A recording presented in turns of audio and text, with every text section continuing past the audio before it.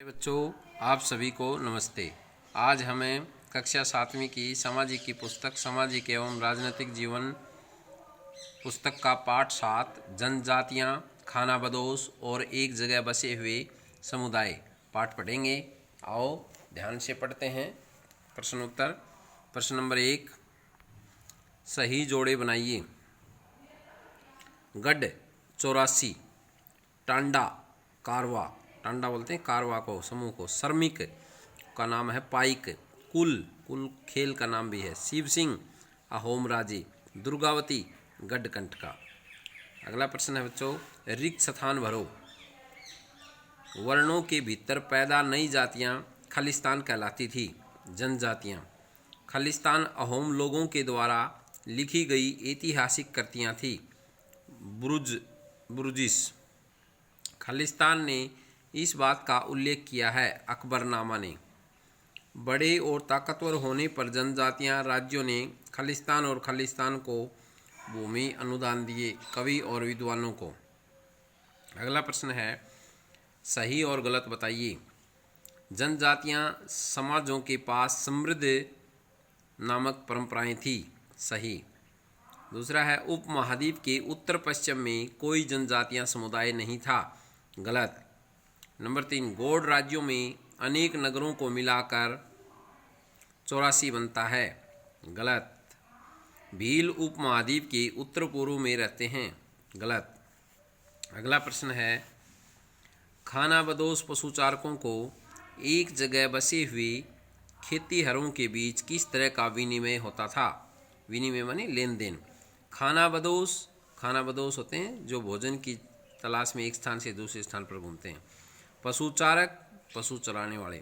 ऊन, घी आदि के बदले एक जगह बसे हुए खेतीहरों से अनाज, बर्तन तथा अन्य वस्तुओं का विनिमय करते थे, लेन देन करते थे।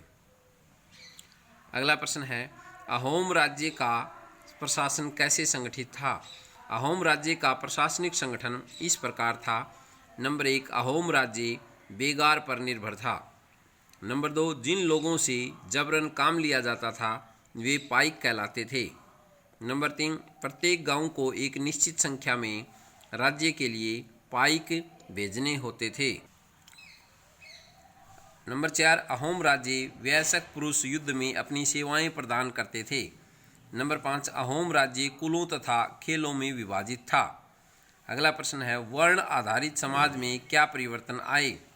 वर्ण आधारित समाज में निम्नलिखित परिवर्तन आए। नंबर 1, वर्ण आधारित समाज के नियम ब्राह्मणों द्वारा बनाए गए थे जिन्हें बड़े बड़े राज्यों के शासक स्वीकार करते थे। नंबर 2, देश के कुछ भागों में कई समुदाय भी थे जो ब्राह्मणों द्वारा बनाए गए नियमों को स्वीकार नहीं करते थे। नंबर 3, समाज में ऊंच नीच तथा अमीर गरीब के बीच फासलों में वृद्धि हुई। नंबर 4, जनजातियां अपनी ज़रूरतों के लिए एक दूसरे पर निर्भर थी। नंबर 5, कुछ महत्वपूर्ण जनजातियां जैसे पंजाब में खोखर, राजस्थान में बंजारे और उत्तर पूर्व में अहोम, नागा आदि। अगला प्रश्न है बच्चों, क्या बंजारे लोग अर्थव्यवस्था के लिए महत्वपूर्ण थे। बंजारे लोग अर्थव्यवस्था के लिए महत्वपूर्ण थे क्योंकि नंबर 1, बंजारे लोग सबसे महत्वपूर्ण व्यापारी थे, यानी कि व्यापार का काम करते थे, एक चीज़ को दूसरी जगह बेच देते थे। नंबर 2, सुल्तान अलाउद्दीन खिलजी बंजारों का प्रयोग दिल्ली के बंजारों तक अनाज की ढुलाई के लिए करते थे। नंबर 3, बंजारे विभिन्न क्षेत्रों में अपने बैलों पर अनाज ले जाकर दूसरे शहरों में बेचते थे। नंबर 4, मुगल सेना के लिए भी बंजारे अनाज ढोते थे। किसी भी विशाल सेना के लिए लगभग 1 लाख बैल सामान ढोते थे। नंबर 5, भारत आने वाले अंग्रेज व्यापारी पीटर मंडी के अनुसार बंजारे सस्ता अनाज उपलब्ध कराते थे। अगला प्रश्न है, गौड़ लोगों का इतिहास अहोम लोगों के इतिहास से किन मायनों में भिन्न था। क्या उनमें कुछ समानता थी। उत्तर, गौड़ लोगों का इतिहास अहोमों के इतिहास से निम्न मायनों में भिन्न था। नंबर 1, गौड़ लोग गोंडवाना राज्य के विशाल वन प्रदेश में रहते थे। नंबर 2, जबकि अहोम ब्रह्मपुत्र की घाटी में निवास करते थे, गोंड लोग एक विशाल क्षेत्र पर राज करते थे, जबकि अहोमों का राज्य उनकी तुलना में छोटा था। नंबर 3, गोंड लोगों ने युद्ध में आग्नेय अस्त्रों का प्रयोग नहीं किया, जबकि अहोमों ने सबसे पहले 1530 के दशक में आग्नेय अस्त्रों का प्रयोग किया। नेक्स्ट है क्वेश्चन, वर्तमान खानाबदोश पशुचारी समूह के बारे में बताइए। वे कौन से जानवर रखते थे और प्राय किन इलाकों में चले जाते थे? उत्तर है बच्चों, वर्तमान पशुचारी समूह भेड़, बकरी, गाय, भैंस, ऊंट आदि पालते थे। वे प्राय उन क्षेत्रों में जाते थे जहां उन्हें अपने पशुओं के लिए पर्याप्त मात्रा में चारा तथा पीने के लिए पानी आसानी से उपलब्ध हो सके। अगला प्रश्न है, खोखर जनजाति कहाँ बसी थी? पंजाब में। खोखर जनजाति किस सदी के दौरान बहुत प्रभावशाली थी? 13वीं और 14वीं सदी में। बाद में यहाँ कौन महत्वपूर्ण हो गए? गख्खर। गख्खर के मुखिया कौन थे? कमाल खान गख्खर। बादशाह अकबर ने किससे मनसबदार बनाया? कमल खान गख्खर को। गढ़कंटका के गौड़ राज्य में कितने गांव थे? 30,000। अगला प्रश्न है बच्चों, उत्तर पश्चिम में विशाल शक्तिशाली जनजाति कौन सी थी? बलोच। किसके समय में मुगल सेनाओं ने लोगों के कई किलों पर कब्जा किया? औरंगजेब के समय।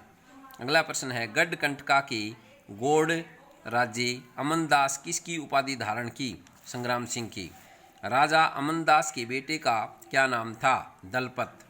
दलपत ने किससे विवाह किया? दुर्गावती से। बस्तर क्षेत्र कहाँ स्थित है? मध्य प्रदेश, छत्तीसगढ़ में। वीर नारायण के चाचा का क्या नाम था? चंद्रशाह। अहोम राज्य में कितनी जनगणना की गई थी? 1 जनगणना। किसके शासन काल में हिंदू धर्म वहाँ का प्रधान धर्म बन गया था? शिव सिंह के। शुरुआत में अहोम लोग किसकी उपासना करते थे? उपासना यानी पूजा करते थे अपने जनजातीय देवी देवताओं की। अगला प्रश्न है, बुरुंजी नामक ऐतिहासिक कृतियों को किन भाषाओं में लिखा गया है? उत्तर है, पहले अहोम भाषा में, फिर असमीय भाषा में। इतिहास में सबसे प्रसिद्ध पशुचारी और शिकारी संहारक जनजाति थी मंगोलों की। अगला प्रश्न है, चंगेज खान ने कब व किन जनजातियों में एकता करके उन्हें शक्तिशाली सैन्य में बदल दिया? 1206 ईस्वी में मंगोल और तुर्की जनजाति को। पश्चिमी हिमालय में कौन सी जनजाति थी? गडरियों की। उपमहाद्वीप के सुदूर उत्तर पूर्वी भाग की जनजाति कौन सी थी? नागा, अहोम और दूसरे अनेक। बिहार और झारखंड के कई इलाकों में सरदारशाहियों को कौन उदय हो चुका था? चेर का। कौन सी सदी तक चेर सरदारशाहियों का उदय हो चुका था? 12वीं सदी तक। बादशाह अकबर के प्रसिद्ध सेनापति कौन थे? राजा मानसिंह। राजा मानसिंह ने चेर चोलों पर हमला कब किया? 1591 में।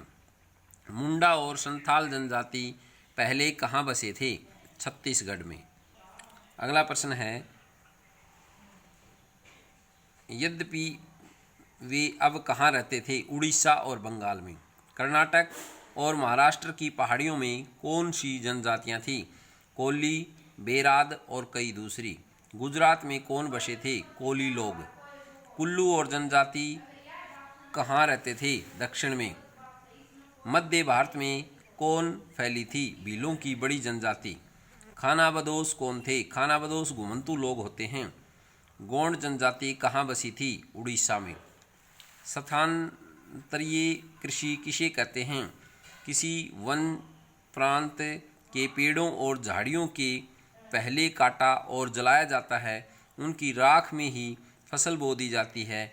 जब यह ज़मीन अपनी उर्वरता खो देती है, तब ज़मीन का दूसरा टुकड़ा साफ किया जाता है और इसी तरह से फसल उगाई जाती है। कुल किसे कहते हैं? परिवारों या घरों के एक ऐसे समूह को कुल कहते हैं जो एक ही पूर्वज की संतान होने का दावा करते हैं। जनजातियाँ संगठन, प्राय नातेदारी व कुल निष्ठा पर आधारित हैं। बच्चों, ये हमारा पाठ पूरा हुआ। ऐसा आपको समझ में आया होगा। बार बार पढ़ें। धन्यवाद।